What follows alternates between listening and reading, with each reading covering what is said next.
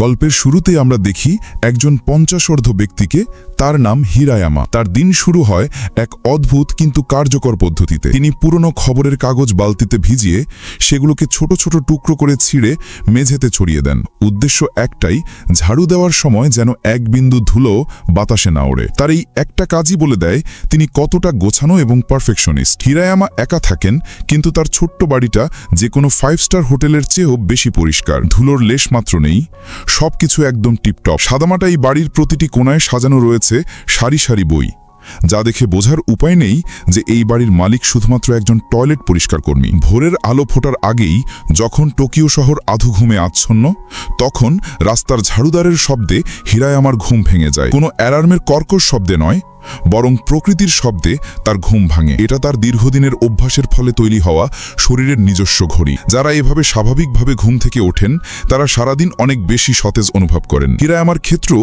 তার ব্যতিক্রম হয় না। দিনের প্রতিটি কাজ তিনি করেন পরম শান্তিতে, কোনো তাড়াহুড়ো ছাড়াই। দাড়ি কাটার সময়ও তিনি এত মনোযোগ দেন যেন এটা পৃথিবীর সবচেয়ে গুরুত্বপূর্ণ কাজ। নিজের পরিচ্ছন্নতার পর্ব শেষ করে তিনি মন দেন তার প্রিয় গাছগুলোর দিকে। পরম যত্নে সেগুলোতে জল দিতে দিতে তার মুখে ফুটে ওঠে দিনের প্রথম নির্মল হাসি। কাজের পোশাকে তৈরি হয়ে বাইরে বেরোনোর আগে দরজার পাশের টেবিল থেকে তিনি তার প্রয়োজনীয় জিনিসপত্র, গাড়ির চাবি, মানি ব্যাগ আর একটা পুরনো ফ্লিপ ফোন গুছিয়ে নেন। প্রতিদিন বাড়ি ফিরে তিনি এখানেই সবকিছু পরিপাটি করে রাখেন, তাই পরের দিন সকালে আর কিছুই খুঁজতে হয় না। বাড়ির দরজা খুলে হিরায়ামা প্রথম যে কাজটি করেন তা হলো আকাশের দিকে তাকানো। তারপর এক বুক বিশুদ্ধ বাতাস নিয়ে মনে মনে নিজেকে বলেন, আজও একটা সুন্দর দিন। বাড়ির সামনের ভেন্ডিং মেশিন থেকে এক ক্যান কফি কেনা তার প্রতিদিনের রুটিনের একটি অংশ। এই ছোট ছোট নিয়মগুলোই তার জীবনকে একটা ছন্দে বেঁধে রেখেছে। সকালের নাস্তা তিনি সাধারণত 8টার দিকে করেন। তার আগে কয়েকটা টয়লেট পরিষ্কার করা হয়ে যায় তার। ভোরবেলায় উঠে এমন শারীরিক পরিশ্রমের পর এক কাপ কফি আর স্যান্ডউইচ ছাড়া কি চলে? গাড়িতে ওঠার আগে হিরায়ামা আজকের দিনের জন্য একটি মিউজিক ক্যাসেট বেছে নেন। তার সংগ্রহে রয়েছে পুরনো দিনের সব অসাধারণ গান, যা আজকের প্রজন্মের কাছে হয়তো অচেনা। এরপর তিনি গাড়ি চালিয়ে বেরিয়ে পড়েন তার কর্মক্ষেত্রের দিকে। আর ঠিক তখনই আকাশটা ধীরে ধীরে আলোকিত হতে শুরু করে। রাস্তায় তখনও যানজট বা মানুষের ভিড় শুরু হয়নি। গাড়ির ভেতরে বাজতে থাকা সুন্দর সঙ্গীতের সাথে হিরায়ামা ভোরের এই শান্ত মুহূর্তটাকে পুরোপুরি উপভোগ করেন। কিছুক্ষণের মধ্যেই তিনি তার প্রথম কর্মস্থলে পৌঁছে যান। গাড়ি থেকে নেমে এক মুহূর্ত সময় নষ্ট না করে সমস্ত সরঞ্জাম নিয়ে তিনি তার কাজে লেগে পড়েন। যারা পাবলিক টয়লেট ব্যবহার করেন তারা জানেন সকালের টয়লেটগুলো কতটা নোংরা থাকে। গতরাতের মাতালদের রেখে যাওয়া আবর্জনা থেকে শুরু করে মানুষের অসচেতনতার হাজারো ছাপ সেখানে পাওয়া যায়। কিন্তু হিরায়ামার কাছে এই কাজটা কোনো বোঝা নয়। তিনি এমনভাবে টয়লেট পরিষ্কার করেন যেন এটা তার নিজের বাড়ির মন্দির। প্রতিটি কোণা, প্রতিটি টাইলস তিনি নিখুঁতভাবে পরিষ্কার করেন। তার কাজের প্রতি মনোযোগ দেখলে অবাক হতে হয়। তিনি শুধু দেয়াল বা বেসিনই মোছেন না, এমনকি ইউরিনালের ভিতরটাও হাত দিয়ে ঘষে ঘষে পরিষ্কার করেন। যেখানে সহজে চোখ যায় না সেরকম জায়গার ময়লা দেখার জন্য তিনি একটি ছোট আয়না ব্যবহার করেন। তার কাছে এই টয়লেটগুলো যেন এক একটি শিল্পকর্ম, আর তিনি হলেন সেই শিল্পী যিনি পরম যত্নে সেগুলোকে নিখুঁত করে তোলেন। নোংরা কমোড পরিষ্কার করার সময়ও তার মধ্যে কোনো বিরক্তি নেই, বরং রয়েছে এক ধরনের আনুষ্ঠানিক কোমলতা। কাজ শেষ হলে তিনি স্প্রে ঠিকমতো কাজ করছে কিনা সেটাও পরীক্ষা করে দেখেন। সবশেষে দুটো নতুন টয়লেট পেপারের রোল লাগিয়ে দিলে তার কাজ প্রায় শেষ হয়। মাঝে মাঝে কাজ করার সময় কেউ টয়লেট ব্যবহার করতে এলে হিরায়ামা খুব শান্তভাবে বাইরে অপেক্ষা করেন। এই অপেক্ষার বিরক্তিকর মুহূর্তটাকেও তিনি সুন্দর করে তোলেন। গাছের ডালপালার ফাঁক দিয়ে যখন সূর্যের আলো এসে পরিষ্কার দেয়ালে পড়ে, তখন সেই আলোর নাচন দেখে তিনি মুগ্ধ হন। এই সংক্ষিপ্ত অবসরে তিনি যেন পৃথিবীর সমস্ত কোলাহল থেকে নিজেকে বিচ্ছিন্ন করে প্রকৃতির বিশুদ্ধ রূপটা দেখতে পান। একবার একজন ব্যবহারকারী বেরোনোর সময় অসাবধানতাবশত দরজায় রাখা সতর্কীকরণ চিহ্নটা ফেলে দেয়। হিরায়ামা রাগ না করে বা কোনো অভিযোগ না জানিয়ে চুপচাপ সেটা তুলে আবার নিজের কাজে মন দেন। সম্ভবত তিনি নিজের মনকে সবসময় সৌন্দর্য দিয়ে পরিপূর্ণ রাখেন বলেই জীবনের ছোটখাটো বিশৃঙ্খলা তাকে স্পর্শ করতে পারে না। হিরায়ামার যখন প্রথম টয়লেট পরিষ্কার করা প্রায় শেষ, তখন তার তরুণ সহকর্মী তাকাহাশি হন্তদন্ত এসে পৌঁছায়। সে এসেই অভিযোগের ঝুলি খুলে বসে। কাজের প্রতি নিবেদিত প্রাণ হিরায়ামার ঠিক উল্টো হলো তাকাহাশি। সে ফাঁকিবাজের ওস্তাদ। এক হাতে কাজ করে তো অন্য হাতে মোবাইল চাপে। ঠিক আপনাদের মতো। তার কাছে কাজটা কেবল টাকা রোজগারের একটা মাধ্যম। কিন্তু হিরায়ামা এসবে অভ্যস্ত।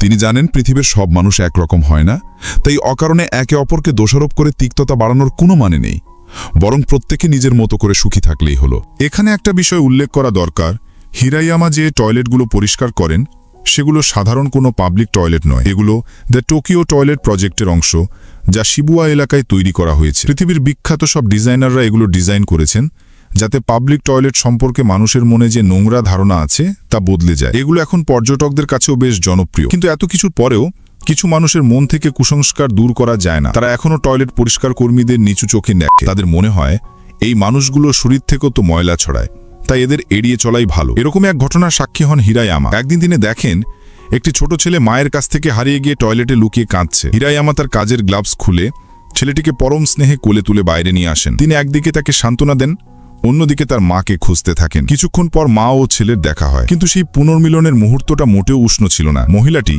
ছেলেকে বকাবকির করার পাশাপাশি হিরায়ামার দিকে এমন অদ্ভুতভাবে তাকাচ্ছিলেন যেন হিরায়ামা কোনো অপরাধী। এরপর তিনি টিস্যু বের করে ছেলেটির সেই হাতটা মুছতে শুরু করেন যে হাতটা হিরায়ামা ধরেছিলেন। এই দৃশ্যটা যে কোনো মানুষের আত্মসম্মানে আঘাত করতে পারত, কিন্তু হিরায়ামা শান্ত থাকেন। তিনি জানেন তিনি অন্যের মনের গভীরে থাকাই বৈষম্যকে বদলাতে পারবেন না, কিন্তু নিজের ভেতরের শান্তিটাকে তো রক্ষা করতে পারেন। যখন ছেলেটি যাওয়ার আগে ঘুরে তাকে বিদায় জানায়, তখন হিরায়ামার মুখে এক সন্তুষ্টির হাসি ফুটে ওঠে। সকাল 8টা নাগাদ হিরায়ামা একটি শান্ত পার্কের বেঞ্চিতে বসে সকালের নাস্তা সারেন। তার পাশে একজন কর্পোরেট পোশাক পরা মহিলাও খাচ্ছিলেন। হিরায়ামা খুব ভদ্রভাবে তাকে দেখে হাসেন, কিন্তু মহিলাটি অবাক হয়ে তার দিকে তাকিয়ে থাকেন যেন তিনি কোনো ভিন্ন গ্রহের প্রাণী। দুজনের মধ্যে একটা অদ্ভুত নীরবতা তৈরি হয়। সকালের নাস্তা শেষ করে হিরায়ামা আবার তার কাজে ঝাঁপিয়ে পড়েন। কর্মক্ষেত্রের ওই আবেগহীন মহিলার তুলনায় তিনি অনেক বেশি প্রাণবন্ত। রাস্তার ভবঘুরে মানুষটিও যখন তাকে দেখে অভিবাদন জানায়, তিনিও উষ্ণভাবে তার উত্তর দেন। দুপুরের মধ্যে তার কাজ শেষ হয়ে যায়।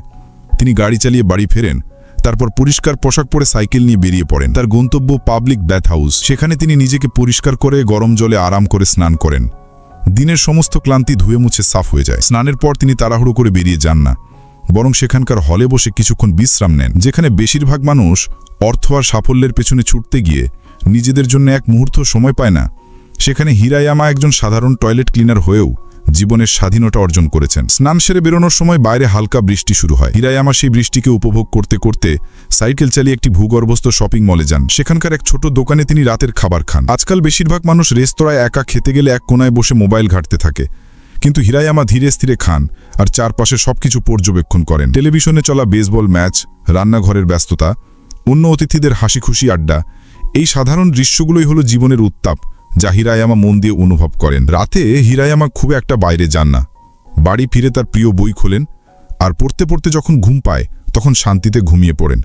কোনো দুশ্চিন্তা নেই, কোনো মানসিক চাপ নেই। কয়েক মিনিটের মধ্যেই তিনি গভীর ঘুমে তলিয়ে যান। এটাই হিরায়ামার নিখুঁত একটি দিন। প্রথম দেখা এই জীবনটাকে খুব সাধারণ আর একঘেয়ে মনে হতে পারে, কিন্তু হিরায়ামা এই সাধারণ জীবনের মধ্যেই অসাধারণ সব আনন্দ খুঁজে নিয়েছেন। তিনি শুধু তার বিরক্তিকর কাজের মধ্যেই আনন্দ খুঁজে নেন না, অবসরে নিজের জন্য সুন্দর সব শখও তৈরি করেছেন। যেমন টয়লেট পরিষ্কার করার সময় একদিন তিনি দেওয়ালের ফাঁকে একটি ভাঁজ করা কাগজের টুকরো খুঁজে পান। তাতে টিকট্যাকটো খেলার ছক আঁকা। হিরায়ামা তাতে নিজের চাল দিয়ে কাগজটা আবার আগের জায়গায় রেখে দেন। পরের দিন তিনি দেখেন সত্যিই অন্য কেউ তার জবাব দিয়েছে। এভাবেই কোনোদিন দেখা না হয় অজানা মানুষের সাথে তার এক নীরব বন্ধুত্ব গড়ে ওঠে। যেদিন খেলার ঘরগুলো সব পূর্ণ হয়ে যায় সেদিন অপর প্রান্ত থেকে লেখা ছিল ধন্যবাদ। হিরায়ামা হাসি মুখে কাগজটি পকেটে রেখে দেন, আর এইভাবেই তার ঝুলিতে জমা হয় আরও একটি ছোট সুখ। কাজের ফাঁকে যখনই তিনি বিশ্রাম নেন তখনই তার সঙ্গে থাকা পুরনো ফিল্ম ক্যামেরাটা বের করে চারপাশের সৌন্দর্য ক্যামেরাবন্দি করেন। গাছের পাতার উপর পড়া আলো, আকাশের মেঘ, সবই তার ছবির বিষয়। ফিল্ম শেষ হলে তিনি সেগুলো স্টুডিওতে প্রিন্ট করাতে দেন, আর আগে প্রিন্ট করা ছবিগুলো নিয়ে আসেন। আমাদের মতো তিনি ডিজিটাল ছবি তুলে হার্ড ডিস্কে ফেলে রাখেন না, বরং সেরা ছবিগুলো বেছে নিয়ে একটি লোহার বাক্সে যত্ন করে গুছিয়ে রাখেন। তার স্টোরেজ ক্যাবিনেট খুললে দেখা যায় এরকম আরও অনেক বাক্স রয়েছে, প্রত্যেকটিতে তারিখ দেওয়া। ছবি তোলার পাশাপাশি হিরায়ামার আরও একটি শখ হল রাস্তার ধার থেকে ছোট ছোট গাছের চারা সংগ্রহ করা। তিনি পরম যত্নে সেগুলো তুলে আনেন, যেন কোনো নবজাতক শিশুর যত্ন নিচ্ছেন। বাড়ি ফিরে সেগুলোকে নার্সারি কাপে লাগান এবং প্রতিদিন যত্ন করে নিজের জীবনে একটু সবুজের ছোঁয়া যোগ করেন। তবে তার সবচেয়ে বড় শখ হলো বই পড়া আর গান শোনা। একটি পুরনো রেডিও আর এখন প্রায় বিলুপ্ত হয়ে যাওয়া ক্যাসেট প্লেয়ারেই তিনি তার পছন্দের গান শোনেন। প্রতি সপ্তাহে তিনি বইয়ের দোকানে যান, একটা বই কেনেন এবং পরের এক সপ্তাহে অবসরে সেটা পড়ে শেষ করেন। হিরায়ামা তার এই ছকে বাঁধা শান্ত জীবনে বেশ ভালোই ছিলেন, কিন্তু জীবন্ত নদীর মতো সবসময় একভাবে বয় না। মাঝে মাঝে কিছু অপ্রত্যাশিত ঘটনা এসে সেই শান্ত স্রোতকে এলোমেলো করে দেয়। একদিন তার সহকর্মী তাকাহাশির মোটরবাইকটা হঠাৎ বিগড়ে যায়। সে তার বান্ধবীর সাথে ডেটে যাওয়ার জন্য খুব ব্যস্ত ছিল। তাই সে হিরাইয়ামার কাছে তার ভ্যানটা ধার চাইতে আসে। অনেক অনুরোধের পর হিরাইয়ামা রাজি হন। তাকাহাশি একদিকে হিরাইয়ামাকে ভালো মানুষ বলে প্রশংসা করে, অন্যদিকে গাড়িতে বসা মেয়েটির কাছে হিরাইয়ামার কাজের প্রশংসা শুরু করে। কিন্তু মেয়েটি, যার নাম আয়া, সে সেদিকে বিলকুলই কান দেয় না। সে বরং হিরাইয়ামার গাড়িতে রাখা পুরনো ক্যাসেটগুলো দেখে আগ্রহী হয়ে ওঠে, কারণ সে কখনো ক্যাসেটের গান শোনেনি। তাকাহাশি ভেবেছিল সে হিরাইয়ামাকে বাড়ি পৌঁছে দিয়ে আয়াকে নিয়ে ডেটে যাবে, কিন্তু আয়া হঠাৎ তার মন বদলে ফেলে।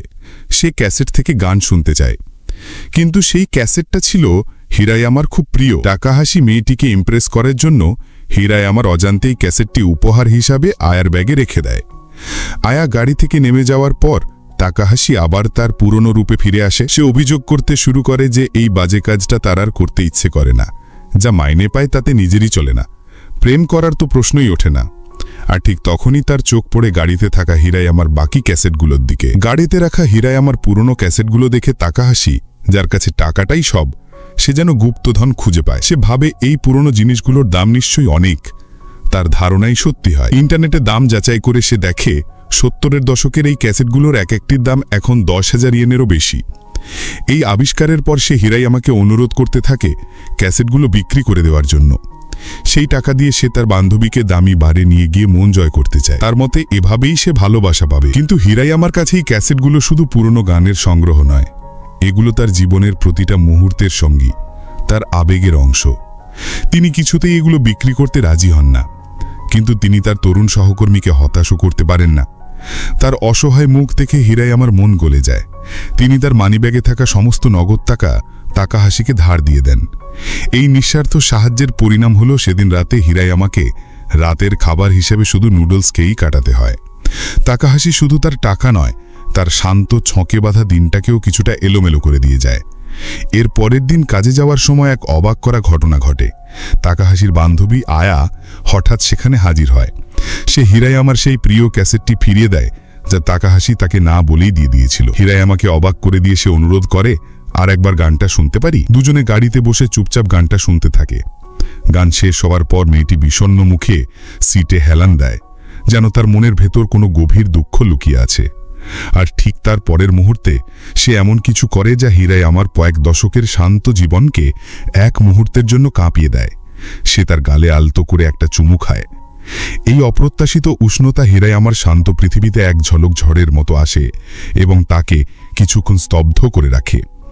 সেদিন রাতে পাবলিক বাথহাউসে স্নান করার সময়ও তিনি জলের নিচে লুকিয়ে হাসেন। এই ছোট্ট ঘটনাটা তার একাকী জীবনে এক নতুন রঙের ছোঁয়া দিয়ে যায়। আসলে হিরাইয়ামার জীবন যতটা একাকী মনে হয় ততটা নয়। তারও একজন মনের মানুষ আছে, যার সাথে তার সম্পর্কটা নীরব কিন্তু গভীর। তিনি হলেন একটি ছোট্ট মদের দোকানের মালিকনি। হিরাইয়ামা যখনই সেখানে যান, মালিকনি তার বিশেষ যত্ন নেন। তাদের মধ্যে কথা কম হয়, কিন্তু চোখের ভাষায় অনেক ভাব বিনিময় হয়ে যায়। দোকানের পুরনো খদ্দেরা সবাই তাদের এই না বলা সম্পর্কের কথা জানে। অবসরে তারা একসাথে বসে মদ খান, পুরনো দিনের প্রেমের গান গান, আর এভাবেই একে অপরের জীবনের শূন্যস্থান পূরণ করেন। হিরাইয়ামার জীবন যখন এই শান্ত গতিতে চলছিল, তখনই তার দরজায় এসে হাজির হয় অতীত। এক রাতে বাড়ি ফিরে তিনি দেখেন দরজায় একটি কিশোরী মেয়ে অপেক্ষা করছে। সে হিরাইয়ামার অনেক দিন ধরে না দেখা ভাগ্নি নিকো। সে মায়ের সাথে ঝগড়া করে বাড়ি থেকে পালিয়ে সোজা মামার কাছে চলে এসেছে। হিরাইয়ামা তাকে দেখে প্রথমে চিনতেই পারেননি, কারণ বহু বছর তাদের দেখা নেই। নিকোর আগমনে হিরাইয়ামার একাকী জীবনে যেন এক ঝলক তাজা বাতাস বয়ে আসে। সে মামার ছায়ার মতো লেগে থাকে। হিরাইয়ামা যখন টয়লেট পরিষ্কার করেন, সে পাশে দাঁড়িয়ে মুগ্ধ হয়ে দেখে তার মা, অর্থাৎ হিরাইয়ামার বোন, তাকে বলতো যে তার মামা অন্য জগতের মানুষ। তাই নিকোর মনে ভীষণ কৌতূহল ছিল মামা আসলে কোন জগতের মানুষ। কয়েকদিন মামার সাথে থেকে সে বুঝতে পারে তার মামা ছোটবেলার স্মৃতির মতোই আছেন, কম কথা বলেন, নিজের কাজটা পরম নিষ্ঠার সাথে করেন, আর তার স্বভাব এতটাই শান্ত যে রাগ কাকে বলে তিনি হয়তো জানেনই না। সে আরও আবিষ্কার করে যে মামাও তার মতো ছবি তুলতে ভালোবাসেন। একদিন গাছের ছায়ার দিকে তাকিয়ে সে মামাকে জিজ্ঞাসা করে, আচ্ছা মামা, গাছেরা কি তোমার বন্ধু? হিরাইয়ামা শান্তভাবে উত্তর দেন, হ্যাঁ। হিরাইয়ামাও নিকোর মধ্যে নিজের কৈশোরের ছায়া দেখতে পান। সেও বই পড়তে ভালোবাসে। এই কদিনে নিকো মামাকে টয়লেট পরিষ্কার করতেও সাহায্য করে। এবং এই সাধারণ কাজের মধ্যেও সে আনন্দ খুঁজে পায়। একদিন স্নান সেরে ফেরার পথে সুযোগ বুঝে হিরাইয়ামা তার বোনকে ফোন করে নিকোর কথা জানিয়ে দেন। ফিরে এসে নিকো মামাকে বলে তার মনে হয় সে আর মামা একই জগতের মানুষ, তার মাই আসলে অন্য জগতের। হিরাইয়ামা তখন এক গভীর অর্থপূর্ণ উত্তর দেন। তিনি বলেন, আসলে আমরা সবাই একই জগতে বাস করি, শুধু প্রত্যেকে বেঁচে থাকার জন্য ভিন্ন ভিন্ন পথ বেছে নিয়েছি। কারণ এই পৃথিবীতে কোনো কিছুই সম্পূর্ণ ঠিক বা ভুল নয়। ফুলকে ফুল হতে দেওয়া আর গাছকে গাছ হতে দেওয়াই প্রকৃতির নিয়ম। পরদিন সন্ধ্যায় নিকোর মা অর্থাৎ হিরাইয়ামার বোন এক দামি গাড়ি নিয়ে এসে হাজির হয়। বোনের বিলাসবহুল জীবনযাত্রা আর হিরাইয়ামার সাদামাটা জীবনের পার্থক্যটা যেন চোখে আঙুল দিয়ে দেখিয়ে দেয়। সে কোনো কথা না শুনেই নিকোকে জিনিসপত্র গোছাতে বলে। দুই ভাই বোনের বহু বছর পর দেখা হয়। বোন ভাইয়ের জন্য তার পছন্দের খাবার নিয়ে এসেছে। এরপর সে তাদের বাবার অসুস্থতার কথা তোলে, যিনি এখন প্রায় স্মৃতিশক্তিহীন। কিন্তু হিরাইয়ামা অতীতের সেই পেইনফুল জীবনে আর ফিরতে চান না। তিনি চুপচাপ মাথা নাড়ান। বোন তাকে জিজ্ঞাসা করে, তুমি কি সত্যিই টয়লেট পরিষ্কারের কাজ করো? এই প্রশ্নে যেন একটা অদৃশ্য আঘাত ছিল। হিরাইয়ামা দৃঢ় দৃষ্টিতে মুখে এক চিলতে হাসি নিয়ে মাথা নেড়ে হ্যাঁ বলেন। তার এই উত্তরে কোনো লজ্জা ছিল না, ছিল আত্মসম্মান। বোনের মুখে ফুটে ওঠে এক জটিল অভিব্যক্তি, হয়তো ভাইয়ের জন্য কিছুটা শ্রদ্ধা আর কিছুটা লজ্জা। নিকো যাওয়ার আগে মামাকে শক্ত করে জড়িয়ে ধরে বিদায় জানায়। গাড়িটা যখন ধীরে ধীরে চলে যেতে থাকে, হিরাইয়ামা আর নিজের আবেগ ধরে রাখতে পারেন না। তিনি মাথা নিচু করে নীরবে কাঁদতে থাকেন। তার এই শান্ত অন্তর্মুখী চেহারার আড়ালে আসলে লুকিয়ে আছে পরিবারের জন্য এক গভীর আকুলতা। ভাগ্নির চলে যাওয়ায় হিরাইয়ামার জীবন আবার তার পুরনো ছন্দে ফিরে আসে। তার ফাঁকিবাজ সহকর্মী টাকাহাসি চাকরি ছেড়ে দেয়। একদিন কাজ শেষে তিনি তার প্রিয় মদের দোকানে যান, কিন্তু দেখেন দোকানটা বন্ধ। উল্টো দিকের দোকানে বসে তিনি অপেক্ষা করতে করতে হঠাৎ দেখতে পান দোকানের মালকিন একজন অচেনা পুরুষের সাথে ভেতরে ঢুকছেন এবং তারা একে অপরকে শক্ত করে জড়িয়ে ধরেছেন। এই দৃশ্য দেখে হিরাইয়ামার মনটা ফাঁকা হয়ে যায়। তিনি চোরের মতো সেখান থেকে পালিয়ে আসেন। তার মনে হয় তিনি এমন কিছু হারিয়েছেন যা তিনি কোনোদিন পুরোপুরি পেয়েছিলেন না। সেদিন রাতে তিনি সুপারমার্কেট থেকে বিয়ার আর বহু বছর না ছোঁয়া এক প্যাকেট সিগারেট কিনে নদীর ধারে গিয়ে একা বসেন। কিছুক্ষণ পর সেই অচেনা লোকটি তাকে খুঁজে বের করে। কথা বলে জানা যায় তিনি মালকিনের প্রাক্তন স্বামী। 7 বছর আগে তাদের ডিভোর্স হয়ে গেছে। এখন তার ফুসফুসের ক্যান্সার শেষ পর্যায়ে, তাই তিনি প্রাক্তন স্ত্রীর কাছে শেষ বিদায় জানাতে এসেছিলেন। দুজন পুরুষ যাদের মধ্যে এক নীরব প্রতিদ্বন্দ্বিতা থাকার কথা, তারা নদীর ধারে বসে জীবনের গল্প করে। লোকটি হঠাৎ হিরাইয়ামাকে জিজ্ঞাসা করে, আচ্ছা, দুটো ছায়া যখন একে অপরের ওপর এসে পড়ে তখন কি সেটা আরো বেশি কালো হয়ে যায়? হিরাইয়ামা এই অদ্ভুত প্রশ্নের কোনো উত্তর খুঁজে পান না। এরপর তারা দুজনে বাচ্চাদের মতো আলোর নিচে নিজেদের ছায়া নিয়ে খেলা শুরু করে। আমি তোমাকে ধরবো বলে একে অপরের ছায়া ধরার এই খেলায় দুজনেই অট্ট হাসিতে ফেটে পড়ে। মৃত্যুর সামনে দাঁড়িয়ে থাকা একজন মানুষ আর জীবনের গভীরে ডুব দেওয়া আরেকজন মানুষ, দুজনেই সেই মুহূর্তে সমস্ত দুঃখ ভুলে গিয়ে এক নির্মল আনন্দ খুঁজে পায়। বাড়ি ফেরার পথে হিরাইয়ামার মুখে আবার তার সেই পরিচিত হাসিটা ফিরে আসে। যদিও দিনটা অনেক অপ্রত্যাশিত ঘটনায় ভরা ছিল, কিন্তু মোটের ওপর আজও একটা নিখুঁত দিন ছিল। পরের দিন আবার ভোরবেলা তার ঘুম ভাঙে। তিনি দরজা খুলে তাজা বাতাস নেন, গাড়িতে তার প্রিয় পুরনো গানটা চালান আর নতুন একটা দিনের উদ্দেশ্যে বেরিয়ে পড়েন। গাড়ি চালাতে চালাতে ভোরের আলো তার মুখে এসে পড়ে। তার মুখে তখন হাসি আর কান্না মেশানো এক অদ্ভুত অভিব্যক্তি ফুটে ওঠে, যা আসলে জীবনেরই প্রতিচ্ছবি। জীবনটা এমনই, হাসি কান্না, সুখ দুঃখ, পাওয়া না পাওয়া নিয়েই গড়া। আর এই সবকিছুকে মেনে নিয়েই বেঁচে থাকার নামই হয়তো পারফেক্ট ডে। আজকের এই দ্রুতগতির পৃথিবীতে আমরা সবাই যেন একটা দৌড়ে অংশ নিয়েছি। আরও টাকা, আরও সাফল্য, আরও বড় হওয়ার দৌড়। এই দৌড়ে ছুটতে ছুটতে আমরা অলভিদাস যাই যে জীবনটাকে সুন্দর করে বাঁচাটাও একটা বড় সাফল্য। আমরা ভাবি সুখ হয়তো লুকিয়ে আছে কোনো বড় প্রাপ্তির মধ্যে, কিন্তু হিরাইয়ামা আমাদের দেখালেন সুখ আসলে কোনো গন্তব্য নয়, সুখ হলো একটা জার্নি। সুখ লুকিয়ে আছে ভোরের প্রথম আলোয়, এক কাপ গরম কফিতে, পছন্দের পুরনো গানে, গাছের পাতার ফাঁক দিয়ে আসা আলোতে, বইয়ের পাতার গন্ধে আর একজন অচেনা মানুষের প্রতি নিঃস্বার্থ ভালোবাসায়। হিরাইয়ামা আমাদের শেখান জীবনকে নিখুঁত বানানোর জন্য অসাধারণ কিছু করার দরকার নেই, বরং সাধারণ কাজগুলোকেই অসাধারণ ভালোবাসা আর মনোযোগ দিয়ে করলেই জীবনটা নিখুঁত হয়ে ওঠে। আপনার কাজটা কি সেটা বড় কথা নয়, আপনি কাজটাকে কতটা সম্মান দিয়ে করছেন সেটাই আসল। তাই এই ভিডিওটা শেষ হওয়ার পর একবার শান্ত হয়ে ভাবুন, আপনার জীবনে ছোট ছোট কোন জিনিসগুলো আপনাকে আনন্দ দেয়, কোন মুহূর্তগুলো আপনার মুখে হাসি ফোটায় সেই মুহূর্তগুলোকে খুঁজে বের করুন, কারণ দিন শেষে এই ছোট ছোট মুহূর্তগুলোই আপনার জীবনকে অর্থপূর্ণ করে তুলবে। ভিডিওটি ভালো লাগলে অবশ্যই একটি লাইক দিন, আপনার বন্ধুদের সাথে শেয়ার করুন এবং আপনার অনুভূতি আমাদের কমেন্ট করে জানান। আমাদের চ্যানেলটি সাবস্ক্রাইব করতে ভুলবেন না। মনে রাখবেন, নাও ইজ নাও, অর্থাৎ বর্তমানই সবকিছু। আপনার পরবর্তী নিখুঁত দিনটির অপেক্ষায়। ভালো থাকবেন।